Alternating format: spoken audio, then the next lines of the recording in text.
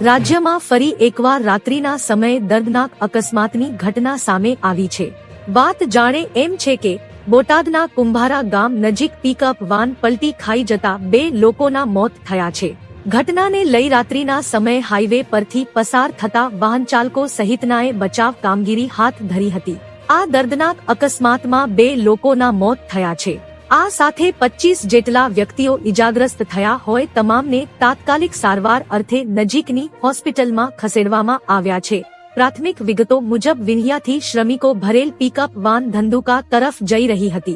આ દરમિયાન રાત્રિના સમયે બોટાદ જિલ્લાના કુંભારા ગામ નજીક ખોડિયાર મંદિરના બોર્ડ પાસે ડ્રાઈવરે અચાનક સ્ટેરિંગ પરથી કાબુ ગુમાવતા પિકવાન પલટી ખાઈ ગઈ હતી। આ દુર્ઘટનામાં જતા પિતા પુત્રીના ઘટના સ્થળે જ કમકમાટીભર્યું મોત થયું હતું।